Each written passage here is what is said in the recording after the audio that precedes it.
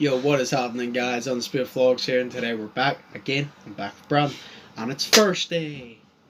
Well, it's not, because we're pre-recording this. But today it's Thursday that you're watching this. Hopefully, I think. Yes, it's Thursday. You know what that means? The dark side of YouTube. The dark side of you.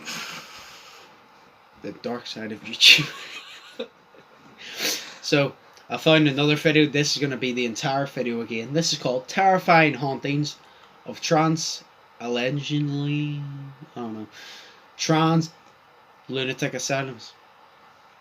Lunatic Asylums. Like you. Like you. Right. So that's 10 minutes, so that's going to do the whole video. But yeah, without further ado, don't like to waste time, so let's jump right into it.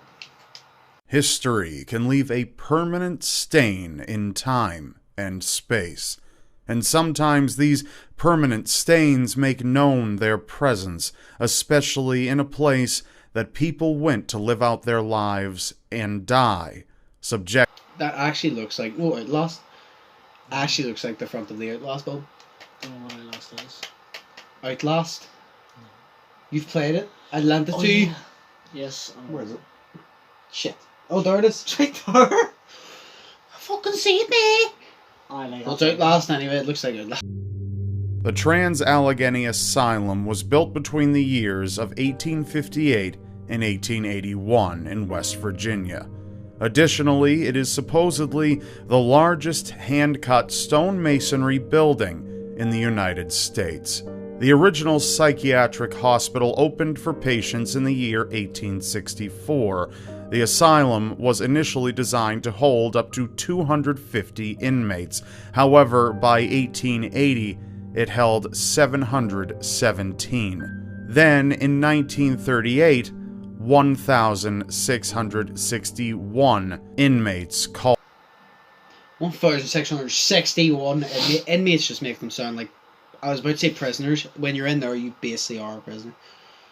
Because they're usually all assholes. I've learned from Outlast. They cut your fingers off when you bad boy. During its peak in the 1950s, it housed 2,400 patients, making its condition poor, severely overcrowded, and unsanitary. The Trans-Allegheny Asylum's expansive property stretched a perhaps eerily 666 acres. That doesn't match up. Ooh, 6. Like the devil. The devil. Main facility, a farm, a dairy, waterworks, and a cemetery. In 1902, a gas well was also drilled on the grounds. Many unbearable horrors took place within the thickest walls of the asylum. From frontal lobe lobotomies, which were procedures where a doctor quite literally used an ice pick and a hammer to chip through the back of a patient's eye socket and into the brain to scrape away connections that were thought to cause the patient mental distress, to electric shock therapy. Oh, I'm getting the sort of stitches in my eye now. What? He gets an ice pick and a fucking hammer, basically. Puts it in your eye. Into your eye, bro. Man's in your eye. Your eye splats. That's actually... Throughout the years, many visitors and trespassers have experienced the sensation of being watched and followed as they traverse the old asylum grounds, where so many suffered so long ago. Others have reported witnessing the apparitions of patients and even Civil War soldiers manifesting before their very eyes, either to act out what could have been their last actions before death, or perhaps to make an attempt to communicate with those of the present in some way. But in particular, one of the most infamous spirits that inhabits the forsaken edifice is known by the name of Lily. Although it has not been confirmed, most people have come to the conclusion that Lily was the daughter of one of the inmates, Gladys Raven. Why is it always like a wee girl is the main like the main ghost that haunts you? Do you know what I mean? Even in movies. Even in movies, do you know what I mean? Ghost hunters. Like in movies, TV shows, it's always a wee girl. It's like a wee boy as well, but it's always a wee girl. Gladys Ravenfield. After her birth, the staff named and took care of her. Meanwhile, Gladys's condition only worsened due to the severity of her treatments. She was never allowed to raise her daughter. Because Lily was most likely the product of her mother being raped, she was never formally adopted and thus became an inmate herself. Sadly, she died at an early age, confined within the heart of the asylum. Since then, her ghost wanders the now dusty and mildew-strewn halls, confused and seeking a playmate. Lily is known to pull on visitors' clothing, move toys left for her as gifts, and steal candy if left in the room. However, not every permanent resident at the Trans-Allegheny Asylum is as sweet and benevolent as Lily is. Alright, so here is the terrifying haunting coming up. The ones that are not good, which is the ones I'm interested in here. You're not saying anything, you're just sitting back and listening now. You find this interesting? I find all these interesting. Oh, Ruth. Spirit by the name of Ruth is one of the more violent and aggressive ones that visitors have encountered.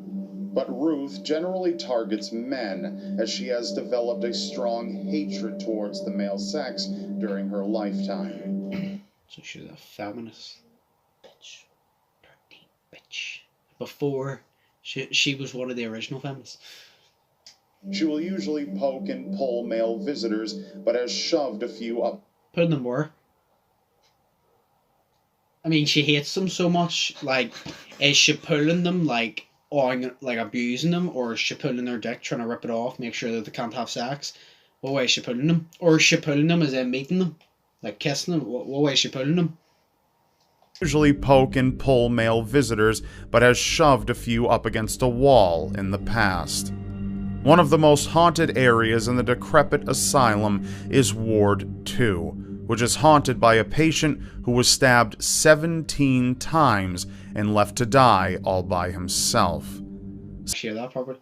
17 times. Stabbed 17 times and left to die. So he didn't die after those 17 stabs. He basically lay in a pool of his own blood and died. Imagine being stabbed 17 times and then being left there to die. I think I'd rather just die from the stabs instead of being left there to bleed out. Die all by himself. Sometimes, over the dead stillness, his unrequited screams and cries for clemency can be heard, as if he is still trying to evade the one who murdered him. On the 3rd floor of the asylum, one of the most notable ghosts is one by the name of Elizabeth. Elizabeth was a nurse throughout her life. Now, many... Why is the nurse always called... Elizabeth? Yeah, it's always called something like a fancy name like Elizabeth. Always the nurse. And it's always a nurse that haunts it. It's always a patient and a nurse every time. And in a prison, it's always a prison officer and a prisoner. And last, but certainly not least, there is another sorrowful spirit that remains within Trans-Allegheny. He is a spirit who goes by the name of Dean. Dean was a patient who suffered an anguishing fate. One day, 2 other fellow patients decided to attack Dean. They brutally assaulted him, then attempted to hang him. However, Dean refused and tried to escape. Right, so they assaulted him and tried to hang him. Was there no workers or officers that stopped this? Like, I know it was in the 1800s, but like still, even back then, you shouldn't have been able to. Was there not guards or something that watched them and was like, right, we need to stop that? Are you stupid? This only furthered the wrath of the 2 malevolent patients, who then dragged him into a room and placed one of the bed's legs on Dean's head. I didn't even hear that. Placed, right, so they dragged him into a room. Do you know a bed leg? Placed it on his head. His head. Wow. As Dean lay helpless and unconscious, the two... Come on. What the fuck's my book? Stay up. Nope. You're okay. Right. You bastard. Come Did you even get it?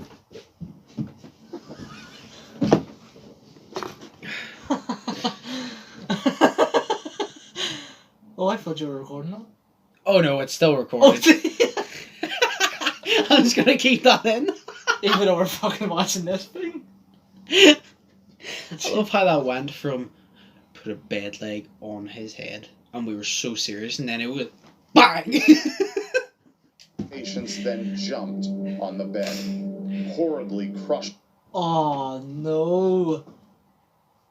Wow. Oh, that's actually giving me a kind of a pain. Oh no. That's terrible. Like your head would literally just squish. Like that's literally like standing on like a grape. Your head would literally squish. Well, in those days, I don't think there would be any security regards because it's a mental asylum. So No, but there still would be. Like it's not all of them though. What? Not all of them. I know, but like no, Most of there them there would be at least there would be workers at least. Yeah, but is what I'm saying. Yeah, but some probably wouldn't even care. Yeah, but that's what I'm saying. They should fucking care. So why the fuck the guards are Fucking useless. Dean, horridly crushing Dean's skull and ending his life. But despite the gruesome death, Dean's spirit is said to be peaceful and does not pose harm to visitors. Other spirits of the decaying sanatorium include former Civil War veteran patients on the 3rd story and many, many more. To this day, the Trans-Allegheny Lunatic Asylum is known as one of the most haunted places in the world. Its crumbling structure stands as a doleful and grisly reminder of what it was originally built for, and the terrors that went on throughout the many years of its operation. However, now it is a place of abandonment, harboring the souls of those who died within its oppressive walls, just waiting for anyone who's brave enough to pay the old asylum grounds a visit. So, right, so anyway, that was a video. That was a very strange one. I would never go there. No, screw that. Would you? I still got that vision of someone. Yeah, I know. I literally have a sharp pain across my head, like a migraine now. Why would you put a bed leg against someone's head and like two people? Why? Because they wanted to kill them. Could you just fucking kick them in the face or something? No, you shouldn't. No, I don't think you would have at all. I don't think they should do either, Brandon. Right. But anyway, hope you guys enjoyed. If you did, smash the like button. Comment down below if you're still enjoying the dark side of YouTube. And if you haven't already, smash the subscribe button because it does help.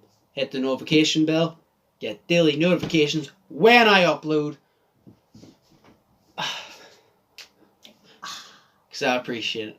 I've been Undisputed. That's been Brandon. And peace.